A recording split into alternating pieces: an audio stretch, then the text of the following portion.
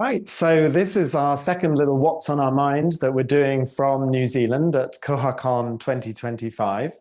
And we're at Catalyst HQ. Catalyst is one of the other support companies globally that supports Koha. And they've very kindly hosted us here for the three Hackfest days of the KohaCon, the workshop days. Catalyst, of course, and Chris Cormack, who works at Catalyst, have been the team that have organized the whole of KohaCon, which we've really enjoyed. This is now Sunday, day 7, and this is the day where we all have to say goodbye to our colleagues and friends from around the world. So we thought we'd just reflect a little bit on the whole of our time here in New Zealand. Not just the work, and there's lots of that, but also what we've got out of this as we've traveled around and the things that we've seen and the taste of this wonderful country that we've had while we've been here. So maybe to reflect a little bit on the workshop days that have been happening over the last 3 days. For me, I think I've enjoyed the opportunity to revisit the discussion about the Koha roadmap. So Jonathan and I gave a presentation during the conference days about the next 25 years of Koha. And that stimulated a lot of thought and discussion among those who are here represented in the community about the things that we need to make sure we have in a planned way on the roadmap and what those big ticket items are. And I'm really looking forward to us sort of solidifying that plan and getting some of those things into Koha in the very near future. I guess also it's been good to have some time with a couple of other people finalizing the bylaws for the new foundation board that's going to be seated as soon as possible, as soon as we go through a nomination process, and getting those bylaws finalized has been a last little bit of detailed work that we've been doing as well. So Ryan, tell me a little about what you've been up to. So I've been doing a couple of different things. On the first day, my main thing was learning how to sign off on the bugs, because that's been a process that's been a bit vague in my mind. So I wanted to confirm how I was going to be able to do it right, which I definitely wasn't going to be able to without that, because that was an incredible way of finding out, and I really enjoyed the interactive nature of it. And also having everyone in one room talking to each other. It was just really fun, and it's community. It really shows you just how much community the Koha community actually is. Then the rest of the days, mainly I was bouncing ideas off of different colleagues, including the Open Fifth ones, but also everyone else. And honestly, listening to some of the ideas people were coming up with and just discussing these different ideas with them was just absolutely incredible. And I've really got a lot. So important to be together, right? Yeah, exactly. Yeah, great. Jonathan, what about you? Yeah, I think two days ago now, I think starting to lose track of the time, but 2 days ago we were here in the Catalyst office, and we had a discussion about sort of educational resources in the community. As an individual organization, Open Fifth, we produce a huge amount of educational documentation, as does Bywater, as does Catalyst, as do all the other organizations. And at the minute, it's a little bit siloed as to what we're doing and where it's going. So we shared some thoughts and ideas about how we might share more of that information and really help some of the people who haven't got the resources to do it, to give them information that some of the bigger organizations do have the resources to do. So particularly things like summarizing release notes for upgrades is a big area that we all do. So we're all repeating work at the minute in little silos. So we're hoping to perhaps expand that just a little bit. Great. Further. A good part of that discussion as well was the sort of route from the idea of a new feature needed in the software, and how that idea moves through the developer teams into a specification, and how that specification gets agreed in a more broader context than just maybe the library that's first suggested it, And then once through the coding process, how those education and training resources dovetail with the feature when it finally lands in the code, and everybody gets to learn about why that's come in and what it's useful for. That was a great part of that discussion. Yeah, and particularly discussing it in a language that librarians can understand and the end user can understand. That was, I think we're all very conscious that we often use technical language in documentation that's really not aimed at technical people. So hopefully we'll see some change there. And mentioning documentation. I think we mentioned using the worksheet page in the Koha manual, but because they are the kind of release notes that are aimed at librarians.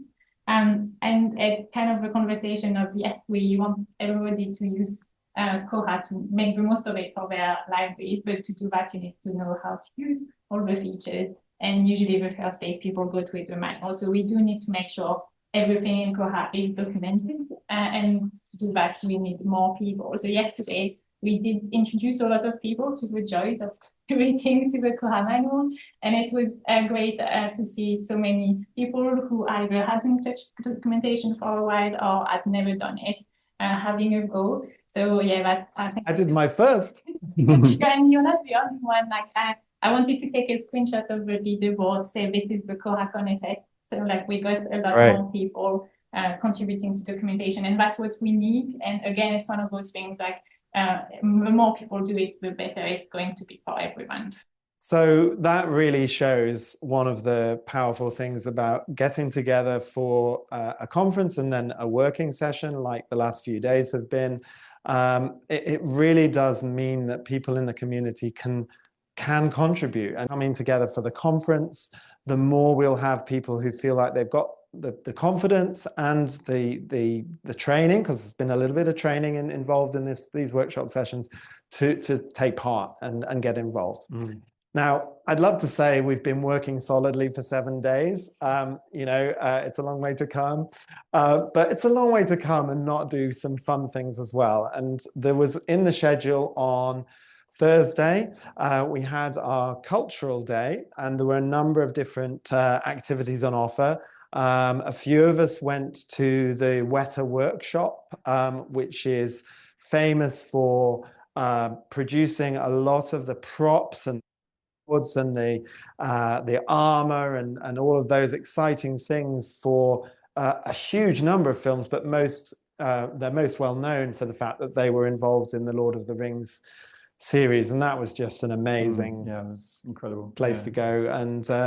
And beyond the just the film industry, they support other projects in terms of producing models, effects, and so on. And yesterday, some of us went to Te Papa, which is the museum here in Wellington, and they have this astonishing special exhibition, but it's going on until 2030. So come and see it. All about Gallipoli in World War I and New Zealand's involvement in that conflict. And the Weta workshop had produced 2.4 real size models of soldiers and a nurse, and the realism in that, you come out of that exhibition really moved by the experience. When you were with our workshop, Ryan and I were checking out the props in the new library that's going to open in March. So we saw some custom-made trolleys and some amazing artwork, and I'm sure there was a lot of sweat involved into moving all those books in as well.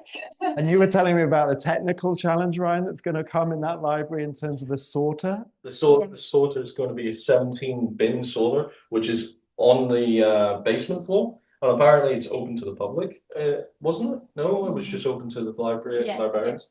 But we were not allowed to go down and see it, unfortunately.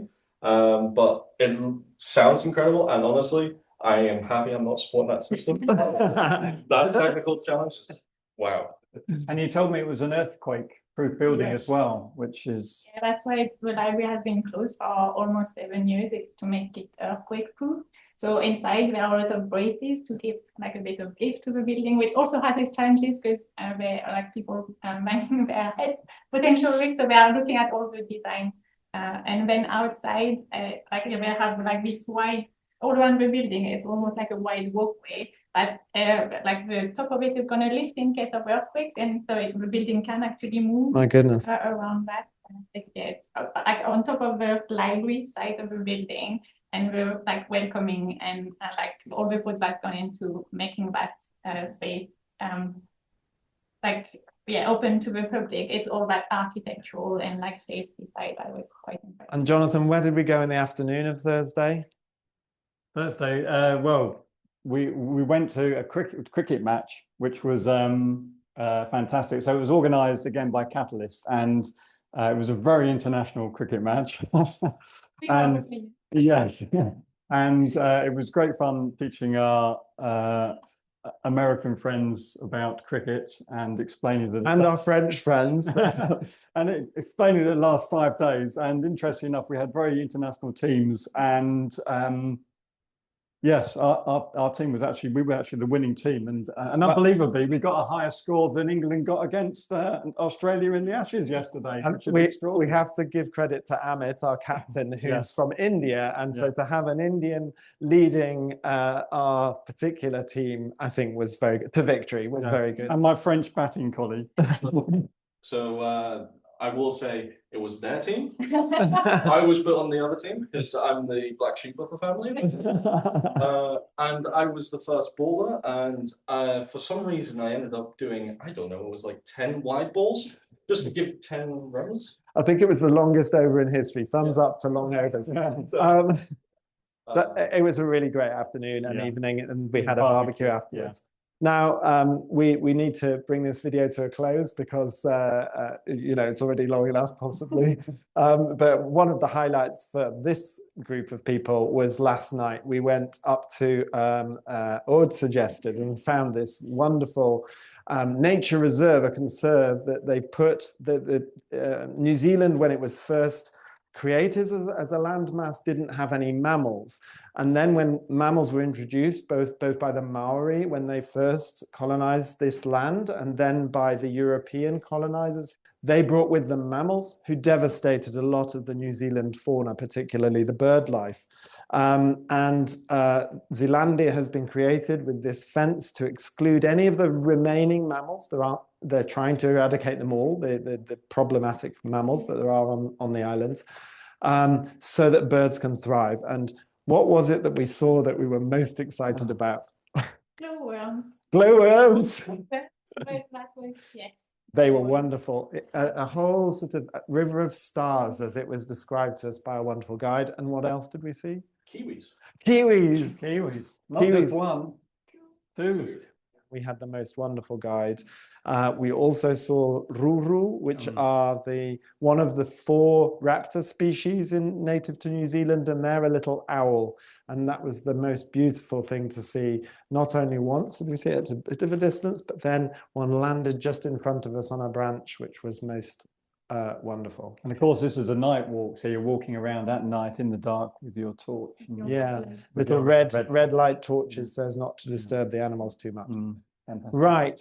And on that highlight, thank you for watching. And if you've never been to New Zealand, then come to New Zealand.